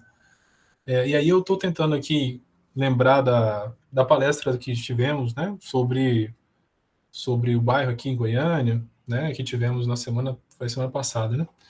E aí lembrando sobre essa construção social, né? O Nova Esperança, como foi tratado na palestra, foi uma ocupação produzida pelo movimento de luta por habitação em Goiânia, nos anos 70, 80, né? Que depois desenvolve num bairro que era, inclusive, conhecido na cidade quanto reduto do PT, por exemplo. Né? Os movimentos sociais estavam muito próximos, mas quando eu chamo a atenção para o posicionamento, que eu estava falando da interseccionalidade, e entendendo que o texto é um texto introdutório, eu chamo a atenção para as particularidades. Né? Eu sempre fico muito preocupado com as particularidades, para eu entender que é o seguinte, eu acho que para a gente poder entender o que está sendo dito, eu tenho que saber de onde está sendo dito, né? De onde que eu falo, do tempo e do espaço. Né? Quando a gente olha para o nosso contexto de cidades do norte do país, existem algumas diferenças. Aí talvez a gente fique tentando encaixar algumas coisas que a gente não consegue encaixar, né? Em termos de leitura de perspectiva. Na década de 70 e 80, por exemplo, a ocupação da Fazenda Caveirinha, que virou depois Nova Esperança, tinha uma série de presenças de movimentos sociais, né? Mas na discussão que foi apresentada, apresenta sempre um ponto de vista, né? O ponto de vista das pessoas ligadas a algumas instituições E aí, por exemplo, as pesquisas citam muito a Universidade Federal de Goiás, a pesquisa cita bastante um grupo e não outro, né? E aí você tem essas perspectivas. Por que eu estou dizendo isso? Porque à medida que esses grupos saem do lugar, né, as coisas mudam e aí as práticas sociais também mudam. Né? Enquanto o bairro, na década de 80 e 90, era conhecido como o reduto do PT por ter relação com os movimentos sociais, né, e depois disso consegue uma série de frentes, quando isso passa, né, hoje o bairro é um bairro extremamente reacionário, com um monte de pessoas que são extremamente difíceis de lidar, de discutir, ao ponto de falar que é um crime ocupar terras e fazer política habitacional, né, e morando lá, né, e ocupando aquele lugar, né, e tal. E aí tem uma série de outras camadas, né. Por isso que eu acho que quando eu faço a leitura do texto, eu sempre faço a leitura tipo, poxa, mas esse texto é novo, né, um texto recente, né, mas eu sinto de fato essa falta de conexão, né, porque quando eu pego aqui, por exemplo, né, essa parte do Thompson, que o Feijó chamou a atenção, né, preferimos, em suma, o conceito de economia moral da multidão, né, ou da economia moral dos pobres. Né? Então, existe uma concepção de construção de ação para construir o comum. Né? Existe uma concepção, né? E essa concepção, pelo menos até o momento, eu li mais para frente e eu não vi, né, isso presente. Eu acho que é uma concepção do qual está muito relacionado ao trabalho. E eu acho super importante porque um dos escritores é marxista, inclusive. Mas existem outros elementos que a cultura ajuda a perceber no território. E aí eu estou chamando muita atenção para cá, para o PPG Cult, né? Quando a gente pensa os movimentos culturais, as ações, que ele fala que teve teatro, por exemplo, mas não cita a Congada. Né? Tem um teatro, que é do grupo da UFG, mas a Congada não cita. Né? Aí a gente vem, por exemplo, né, qual é o ponto que nós estamos falando, né? Qual o comum que está sendo dito? E aí eu particularmente fiquei incomodado um pouco, né, com a leitura. Eu acho que é uma construção que eu preciso ter um pouco mais de tranquilidade para poder enfrentar. Não cita a Congada, não cita o movimento hip hop, não cita os violeiros da região, não cita os poetas que estavam lá trabalhando, né? E aí essas construções ficam assim. Mas, enfim, vou parar por aqui. Bem, gente, eu caí. Não sei se o Harley ainda está por aí. Eu vi, o Vinícius estava falando. Tive que vir para o celular porque a internet não voltou. Tem mais alguém inscrito? Eu estava inscrito. Continua, Harley, então, porque eu queria depois falar. Depois eu quero falar uma coisa. Tá. Vinícius, muito, muito boa essa intervenção sua. Assim, eu queria dizer que não é. Eu concordo com você que é como assim, nós precisamos de outras referências também abrangentes e profundas, das quais nós possamos partir e que não sejam europeias. Porque isso nos permitiria, digamos assim, passar direto para o que nos interessa. Né? Eu concordo. Porque, frequentemente, a gente fica pelo caminho, né? Que nem lá a discussão do... como é que é o nome dele, Danival? Do colega lá da UFG? Edmar, né? Edmar. Pois é. O caminho vira o feito também, né? O caminho não é inocente, digamos assim. Então,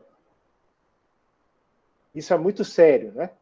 Nós precisamos de reflexões, e aí é difícil dizer como fazer isso, né?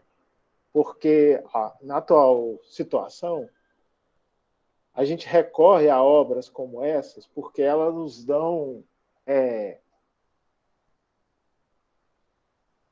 elas encurtam o caminho até certo ponto. Por quê? Porque o acúmulo do cara aqui nos ajuda a não identificar o comum com o Estado, né? A não identificar o comum com a religião, a não identificar o comum com a reificação, a não identificar o comum com a abstração do todo mundo está na mesma posição, porque nós somos uma unidade assim assada. Mas, ao mesmo tempo, é branco, né? Isso aqui é branco, digamos. Isso é europeu, é ocidental. Então, você tem razão. Isso é. Por fim, eu queria fazer um comentário que tem a ver também com isso que você falou sobre a palestra do Edmar, que foi muito boa, né? Foi muito interessante. Eu e os colegas de Belo Horizonte escrevemos um texto, acho que foram 6 pessoas, eu e mais 5 pessoas escrevemos um texto sobre uma ocupação. Uma das coisas empíricas que nos movia para escrever o texto era a seguinte coisa, que está na história da Fazenda Caveirinha. A luta pelo acesso à terra e à moradia, ela tem frequentemente um desfecho melancólico. Mas note que aqui o Dardot nos ajuda. Por que esse desfecho é melancólico? Porque a luta política contra o acesso mediado pelo mercado ou contra o Estado que nega os direitos, ela desemboca na propriedade privada. E aí aquilo que começa como engajamento tem morte certa. Por quê? Porque a luta termina no lote, a ocupação vira bairro, o Estado loteia, coloca luz, coloca água, cobra imposto, parcela, entrega o título e o trabalhador vai embora. Então, o nosso texto refletia sobre isso. E eu ficava brincando com as pessoas que tinha que ser... E aí, infelizmente, a minha piada é uma piada também do Ocidente branco. Por quê? Se a gente prestar atenção, não vou me demorar, não. 2 minutos eu vou falar. Se você pegar a história das universidades americanas, a mais antiga delas é Harvard. Ela foi fundada em 1636, mas ela não foi fundada como a maior universidade americana. Ela foi fundada como um colégio de bairro, da igreja.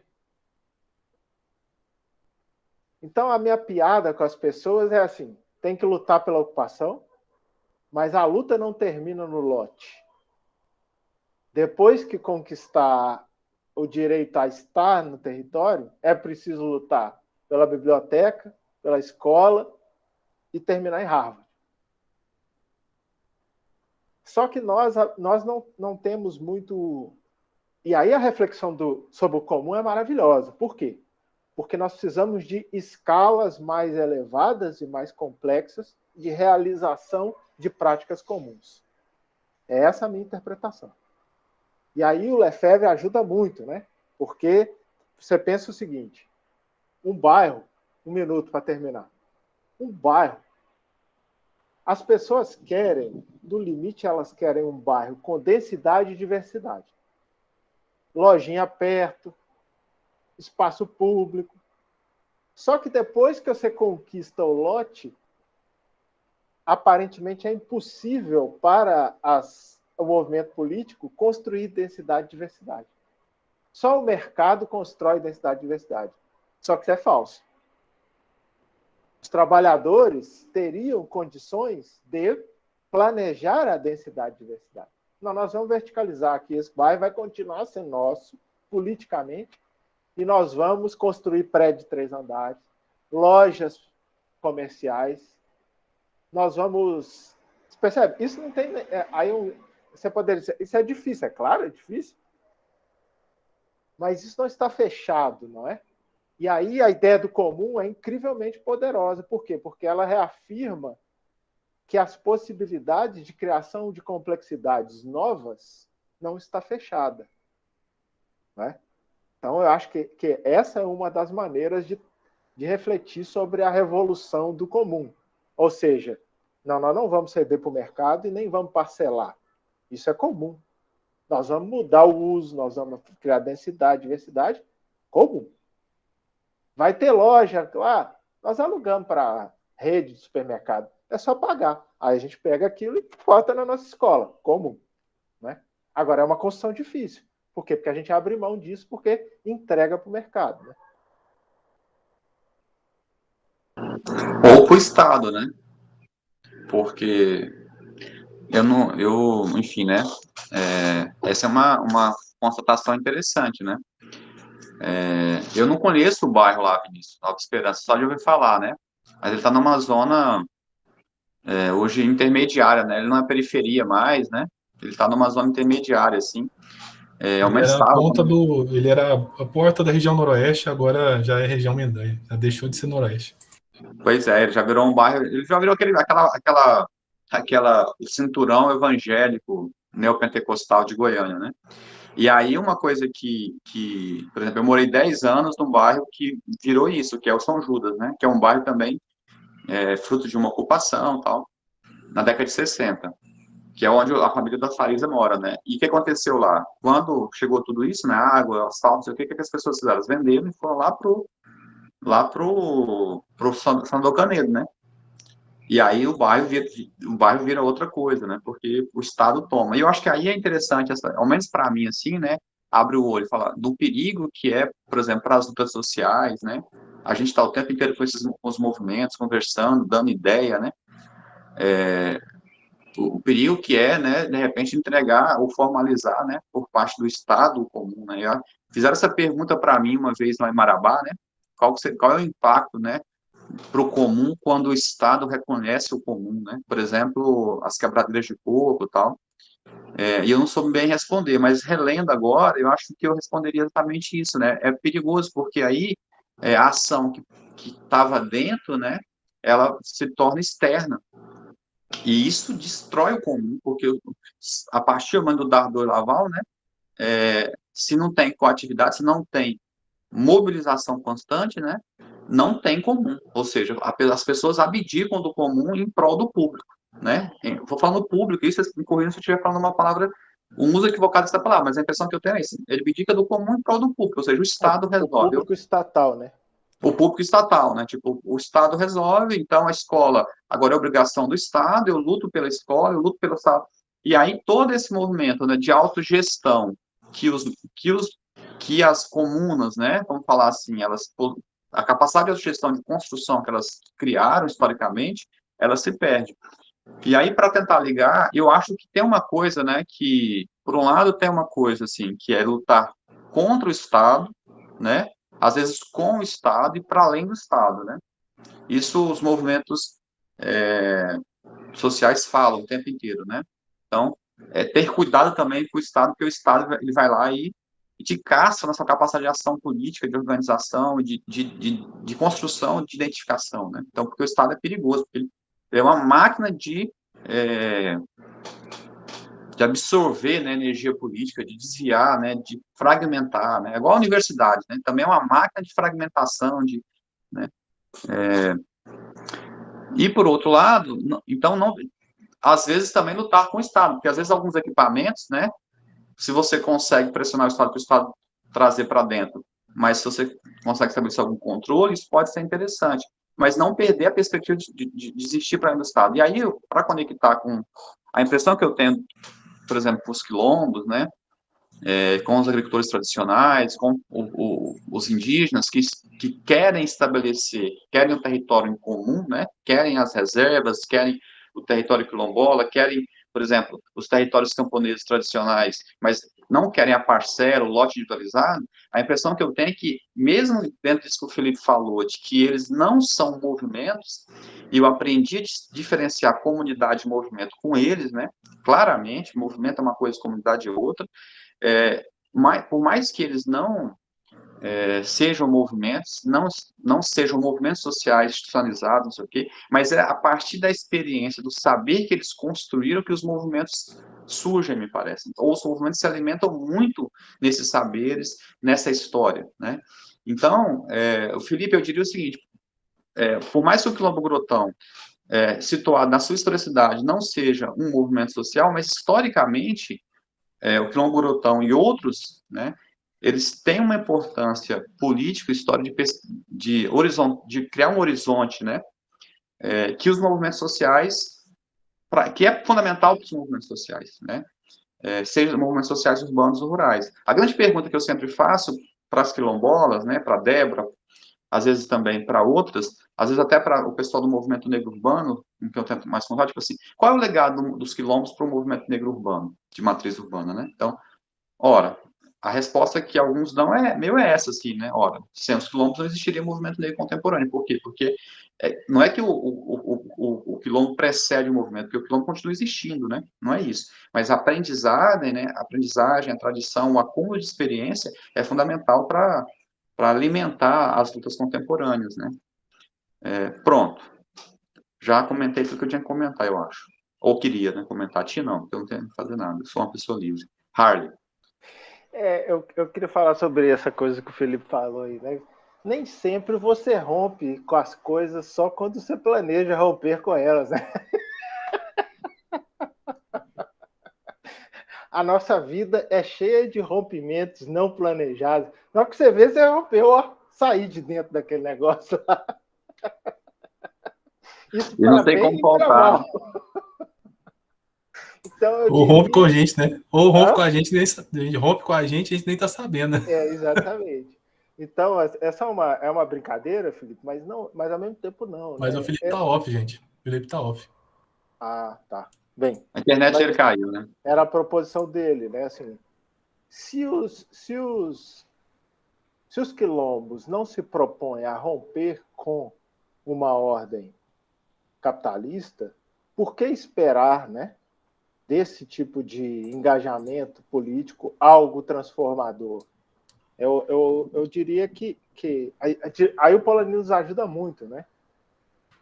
Porque você pode estar engajado numa forma uma forma de integração econômica que, se expandida, restringe a dimensão do mercado, portanto, amplia as outras dimensões da vida, e aí isso pode ter consequências muito boas, né? Revolucionárias no sentido de, enfim, manter o mundo existindo, né? Nós estamos numa situação que o mundo está, tipo, eventualmente deixando de existir, né? Mudança climática, a coisa não é brincadeira, então é muito sério isso mesmo. Eu tenho um pensamento, né? Eu tenho percebido questões, por exemplo, que quando a gente pensa, eu vejo assim, né? Os quilombos não resistem ou não lutam contra o capitalismo, assim, né? Mas assim como as comunidades indígenas, por exemplo, né?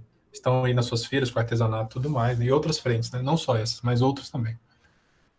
Mas a grande questão é esperar de uma luta étnica uma luta econômica, né? Às vezes, uma luta de classe, por exemplo, né? E aí são dimensões completamente distintas, pelo menos no meu entendimento, né? Por que eu estou dizendo isso?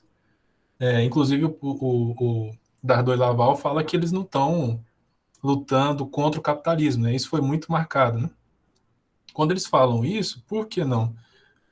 Do meu entendimento, né? Porque quando eu penso em uma comunidade, seja ela urbana ou rural, por exemplo, e aí eu não preciso falar só das comunidades negras, né? Quando eu penso em uma comunidade, ela tem pontos autônomos de importância para elas, né? Seja quais forem.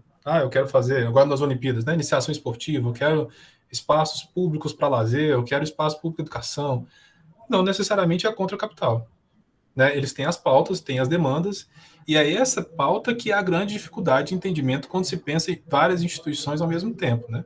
Porque às vezes uma instituição que vem para apoiar um grupo tem uma demanda. Aí eu estou lembrando do Paulo Freire, que ele fala que o externo, quando chega em um determinado local, ele quer que o externo aprenda a pensar como ele pensa, né? A comunidade passa a pensar como a comunidade pensa. Na verdade, a comunidade pensar como a instituição externa, no caso a universidade, por exemplo, ou um extensionista rural, pensa, né?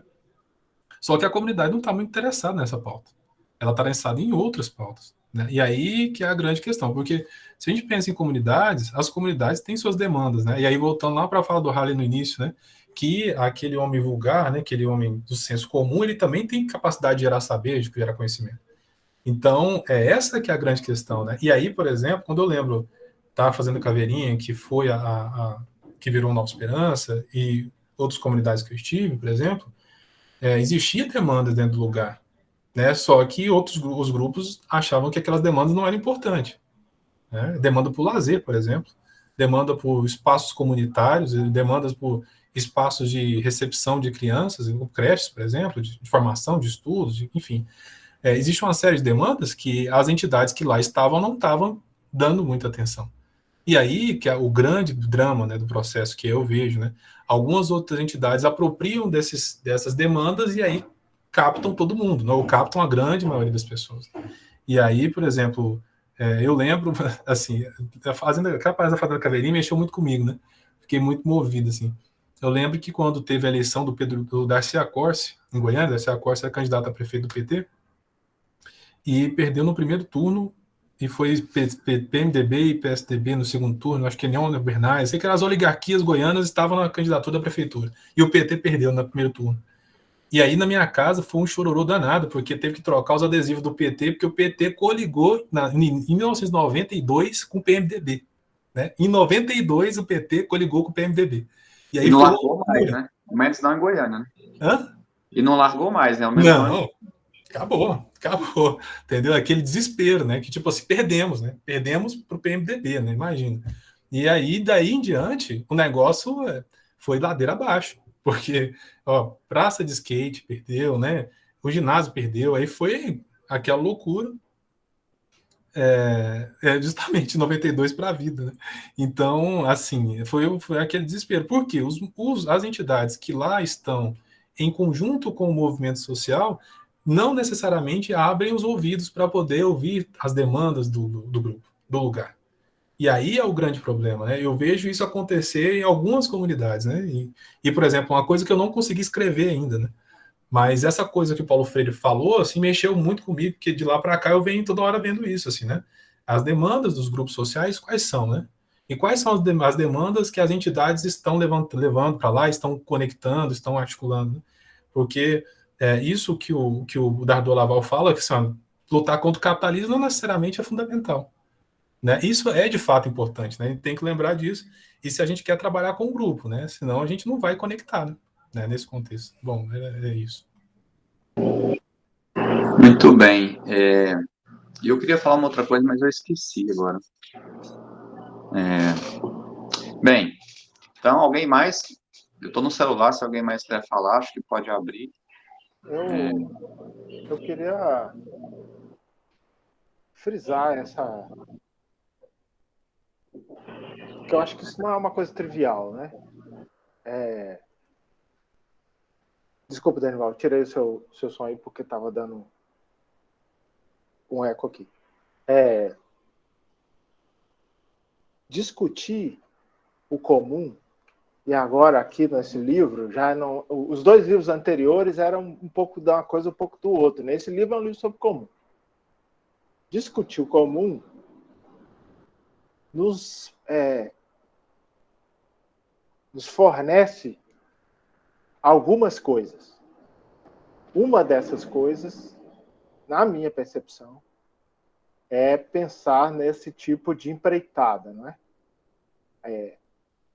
As lutas sociais, as lutas emancipatórias vão desembocar no Estado, vão desembocar no mercado, ou vão ser construídas como outra coisa, né? Porque aí a gente, essa terceira coisa sendo algo parecido com essa co-engajamento, co-atividade, né? A situação fica muito mais aberta, né? Imagina que você pode ter, isso vai em muitas direções, né? Um exemplo prático, né? Eu não tenho filho. Eu moro longe da minha família. Eu vou, em algum momento, não muito distante, ficar velho demais para trabalhar. E velho demais ou para morar sozinho. Não é? E eu não tenho mais o comum da família. Então, eventualmente, construir alternativas de viver em comum como pessoas velhas que não têm mais condição de viver sozinha, é um problema prático, não é? Os americanos que fizeram uma coisa odiosa, né? Que é a casa de repouso, que é um depósito de velho. Caro, muito caro. Terrível. Né? Uma das coisas mais horríveis de se ver. E, pior, de se ver a normalização. O cara fala, meu pai mora num lar de idosos. Cara, quando o cara fala aqui, se você olhar no olho dele, ele desvia o olhar. Porque é vergonhoso. Muito vergonhoso. Nós podemos construir outra coisa? Podemos. Eventualmente, sim. Não é? Aceita adesões aí. Então, era esse exemplo que eu queria dar aí. Tá, deixa eu falar uma outra coisa aqui, rapidinho, que eu até anotei para não esquecer. Eu acho que o Vinícius falou inicialmente, né, que é uma coisa que a gente considera muito importante, né, que é a coisa de a gente poder entender, a gente começar a nos aproximarmos, né, do pensamento local, né, ou do pensamento quilombola, do pensamento indígena, do pensamento das comunidades, né. Então, uma coisa que acho que tem que ficar claro, né, para todo mundo, que está um pouco no alerta que o Vinícius faz, é tipo assim, ora, a gente está usando uma bibliografia europeia, né, mas a gente não vai transpor isso aqui simplesmente para as comunidades tradicionais com as quais a gente pesquisa, né. A gente precisa ter todo um cuidado para a gente não fazer de novo, né, uma colonização teórica. Então, assim, isso é um ponto de partida que nos alerta para uma série de questões, mas nós não podemos ficar isso como ponto de chegada, né? A gente já falou muito disso durante a disciplina. Agora, existe todo um esforço, né, também do PGCUT, de várias pessoas, de tentar sistematizar, em conjunto com as comunidades, esse pensamento, né? A Camila não está aqui, eu acho, né? Mas a Camila está tentando escrever uma dissertação sobre o pensamento político da Dona Juscelina, né? Várias entrevistas que ela tem com a disciplina, com a Juscelina, várias entrevistas no rádio, televisão, entrevistas que a Dona Juscelina deu para ela, tentando sistematizar um pensamento político da Dona Juscelina, como a Dona Juscelina pensava a comunidade. Né? Então, qual é o núcleo do pensamento político da Dona Juscelina sobre a comunidade, né? E aí também, esse pensamento é um pensamento praxe, né? Nos parece, pelo menos de início, assim, né? Então, acho que isso é fundamental. E falta, né? Esse tipo de reflexão. Também falta, eu acho que isso as pessoas vão resolver um pouco nas dissertações, né? Não sei bem como. Acho que isso falta uma coisa que a gente meio que pediu, né? Uma discussão, a Paloma está tentando fazer isso, né? Diz ela, que é tentar fazer uma discussão afrocentrada do comum, né? Então,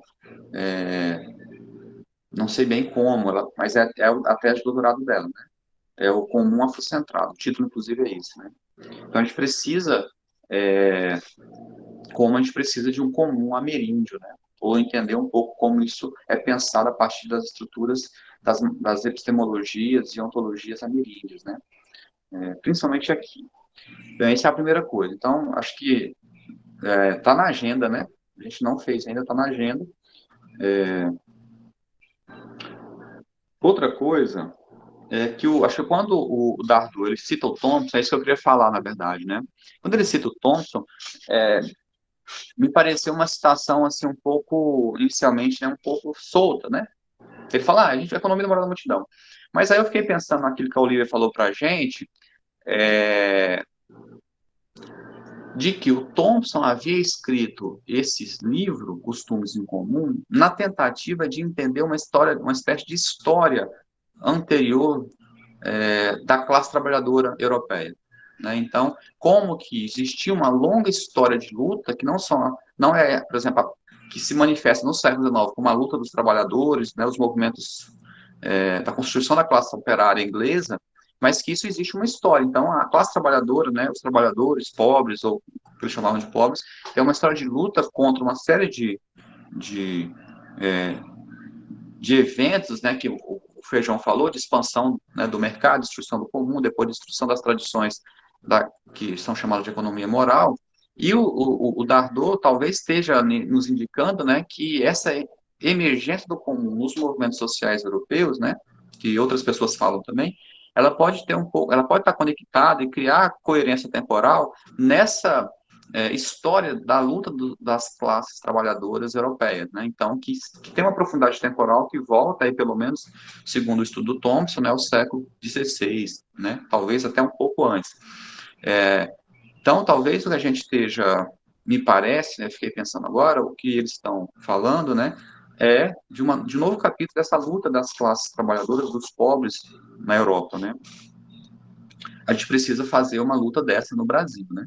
Ou de forma sistematizada, né? Como é que essa luta existe. E me parece que essa história tem que passar, né? Pela experiência dos quilombos, pela experiência da resistência indígena à colonização, né?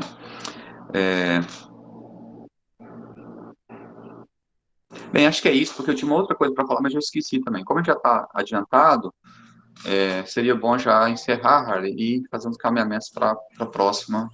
O Felipe está com a mão levantada aí. Felipe. Não, mas se tiver muito adiantado, era só um exemplo, uma experiência, na verdade. Não. Vai lá, fale. Então, estava aqui no Tocantins, está tendo, na verdade no Brasil, está tendo uma prática muito comum das pessoas entrarem, ocuparem a reserva legal dos assentamentos.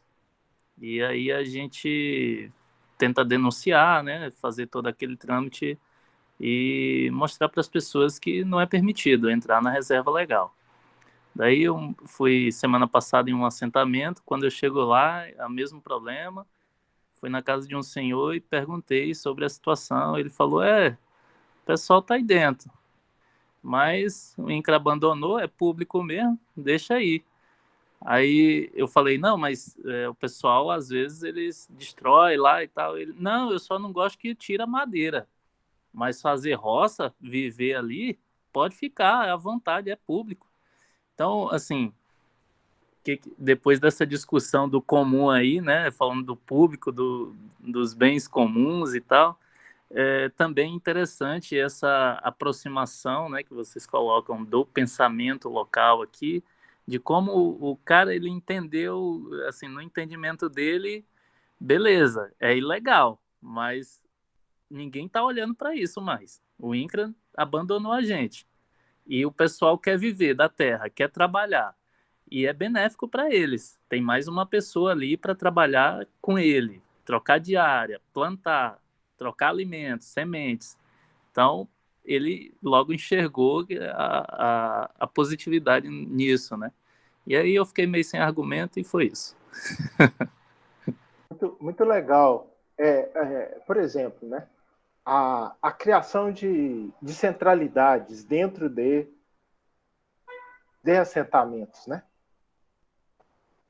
Eu acho que é possível discutir isso, né?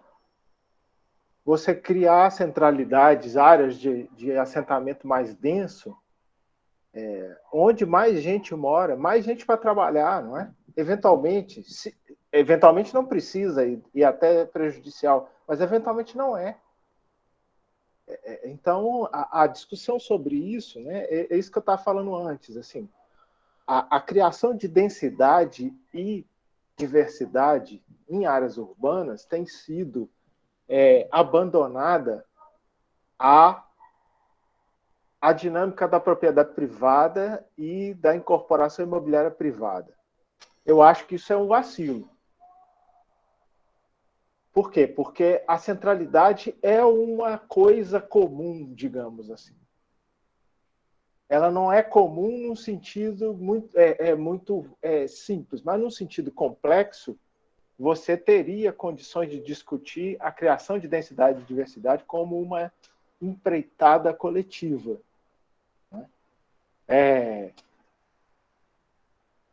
Não podemos discutir isso aqui agora, mas não temos tempo, mas é uma coisa a se pensar, não é? Caso contrário, o que acontece? O mercado cria. Exatamente. Não é? Lá no caso da Fazenda Caveirinha, o pessoal conseguiu construir isso. né? Foi um processo bem interessante, assim, né? Se eu tivesse todos aqui, rolava um trabalho de campo com distanciamento social, né? Rolava de fazer, assim, porque foi criado. Inclusive, as ruas que se dizem que são retas, não são retas. Elas são completamente bagunçadas, né? Vai falar outra coisa. É muito irregular, né? Bonitinho, nome bonito, né? Mas eu acho que a gente pode discutir isso com mais tempo por causa do horário, né? Acho que está tranquilo. Na semana que vem, esse é um tema fascinante, né? na semana que vem, quem vai apresentar? Eu, Daiane, Hermógenes e Wagner, se não me engano. Certo, então, beleza. Em setembro, Vinícius, eu estarei em Goiânia. Você terá o prazer de me levar para ver essas ruas irregulares. Inclusive, eu estou indo para Goiânia fazer pesquisas sobre a minha família, né? Vou entrevistar os últimos 3 vivos, e antes que eles não estejam mais vivos, né? Muito então, bom, João, muito bom. Eu Isso fiquei muito interessado, né, no papo sobre essa ocupação sobre a Fazenda Caveirinha e outras ocupações urbanas em Goiânia. Achei interessante também, Harley, porque conecta um pouco, assim, achei uma forma que na minha cabeça era todo muito separado, né, o urbano e o comum, assim, sabe? Então, fiquei fascinado também, porque achei uma forma de conectar, né? Então, acho que foi interessante, assim. Bem, acho que não tendo mais nada a dizer, acho que a gente para por aqui, o professor Harley para a gravação e a gente vai lanchar. Vinícius, você está convidado aí, cara, a continuar com a gente, se você, assim... Vinícius, venha mesmo, cara, é ótimo. Vem aí, velho. Não, vou sim. Eu não queria vir sem convite, agora convidou, eu vou estar aqui de boa. Mas você estava tímido, você estava com um convite, mas agora a gente vai mandar um convite oficial. Tá? Não, estou convidado, verdade, não precisa mais não. A gente devia ter sacado isso antes, entendeu? Mas, enfim. Não, tamo junto, tá de boa, velho, tá de boa, tamo junto. Tá bom? É isso. Pessoal, mais alguma lanche da minha coisa casa, assim que acabar a pandemia, viu, Felipe? Tem um monte de gente aí que quer ter alguma coisa mais a dizer. No capítulo 2, a gente fecha sobre comunidade. Os cristãos tinham tudo em comum, viu? Outra coisa. Essa resposta aí só vai ser... Essa resposta do feijão só vai ser respondida no último capítulo que a gente vai ler, tá? Que é a praxis instituinte. O comum como praxis instituinte, tá? Então, podem guardar essa pergunta que lá no final a gente tenta responder ela. Eu acho. Pessoal, então lembrando, nós vamos mandar daqui a pouco, né, um documento para vocês fazerem um trabalhinho sobre o Thompson, não é? E já vão pensando aí no como que você vai usar a discussão do Dardot e Laval a sua dissertação e tese, para no final você já ter o trabalho pronto. Olha que maravilha. Bom? Falou, galera. Um abraço para todos. Até a próxima. Tchau, tchau. Boa tarde, pessoal. Até mais. Tchau, tchau. Boa Um abraço, pessoal. Boa tarde.